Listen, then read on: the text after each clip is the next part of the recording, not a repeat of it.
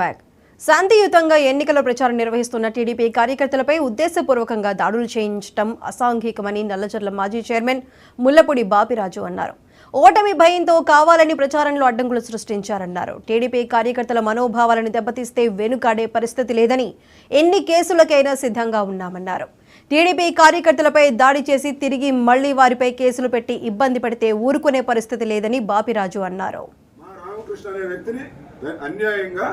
కొట్టారు, చంపబోయారు, హత్యాయత్నంకి ఇది వస్తుందని చెప్పారు. ఇది హత్యాయత్నం కేసు, ఇది కట్టాల్సింది పోయి నా మీద, వెంకటరాజు గారి మీద హత్యాయత్నం కేసు, ఎస్సీ కేసు పెట్టారు. వనిత గారిని చంపేయటానికి నేను వెళ్ళానని, ఆవిడ తిట్టానని, వనితని ప్రమాణం చేయమనండి. ఆవిడ మాకు కనపడిందా? ఆవిడ ఉందా అక్కడ? మాకు కనపడిందా వనిత గారు? ఏం బిహేవ్ చేస్తుంది ఆవిడ చంపే అవసరం మాకేమైనా ఉందా? వనిత గారిని చంపే అవసరం మాకేమైనా ఉందా? కాబట్టి వాళ్ళు ఆవిడ పెట్టింది కేసు. నేను పోలీసులు చెప్పా, రాత్రి పోలీసులు వచ్చారు. నేను ఫ్రెష్గా స్నానం చేసి వాడు జైలుకి తీసుకెళ్తే పోలీసు వాడు జైలుకి, స్టేషన్ తీసుకెళ్తే స్టేషన్ కూర్చుంటా రెడీ అయ్యి ట్యాబ్లెట్స్ కూడా జేబులో పెట్టి కూర్చున్నా. ఇప్పుడు కూడా చెప్తున్నా ఈ మీడియా ద్వారా, ఈ వైసీపీ వాళ్ళ వడతూపులకు కానీ పోలీసుల కేసులకు కానీ భయపడే తెలుగుదేశం పార్టీ కార్యకర్త నల్లజర్ల ప్రాంతంలో లేరన్న వాస్తవాన్ని తెలుసుకోమని కోరుతా ఉన్నా.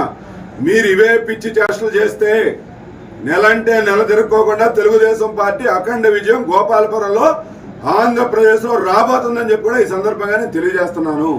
వచ్చిన తర్వాత మేము కూడా మీకులాగానే ప్రవర్తిస్తే ఈ గ్రామాల్లో మీ పరిస్థితి ఏంటో మీరు కూడా తెలుసుకోమని చెప్పి వైసీపీ శ్రేణులు అడుగుతున్నాను. నేను వనిత గారిని అడుగుతున్నాను. మేము ఎవరైనా, మీరు ఇన్ని రోజుల నుంచి ఈ మండలంలో ప్రచారం చేశారు, 24 గ్రామాల్లో మాకు బలం ఉంది. ఈ మండలంలో మీరు తెలుగుదేశం అభ్యర్థిగా పోటీ చేసినప్పుడు 7,000 మెజార్టీ ఇచ్చినటువంటి మండలం. రేపు వెంకటరాజు గారు కూడా అదే 7,000 వస్తుంది. 7,000 నుంచి 9,000 వస్తుందన్న మీ సర్వేలే చెప్తా ఉన్నాయి. కాబట్టి వనిత గారు 24 గ్రామాల్లో ఇక్కడ తిరిగారు. ఏ గ్రామంలో అయినా మా కార్యకర్త మీ మీద ఎక్కడైనా సరే ఇబ్బందికరమైనటువంటి పరిస్థితి ఇచ్చాడంటే చెప్పండి, ఆ కార్యకర్తను పిలిచి నడి రోడ్డు మీద కొడతాం. మేము ఎప్పుడు కూడా మా తెలుగుదేశం పార్టీ కార్యకర్తలు మీకులాగా అల్లరి మోకలు, గంజాయి అమ్ముకునే వాళ్ళు, పోరంబోకులు, బ్రోకర్లు తెలుగుదేశం పార్టీ కార్యకర్తలు కాదు, జనసేన కార్యకర్తలు కాదని చెప్తాల్చుకున్నా. కావాలంటే ఈ మండలంలో మీకు ఎవరినైనా అటాక్ చేశారంటే చెప్పండి, మేమే దానికి సారీ చెప్తాం. వనిత గారు, మీరు 4 గ్రామాల్లో మీ కార్యకర్తలు అటాక్ చేసి మా మీదకి వచ్చినప్పుడు, ఇళ్ల మీదకి వచ్చిన తర్వాత కూడా ఏ విధంగా సమయంగా ఉండాలో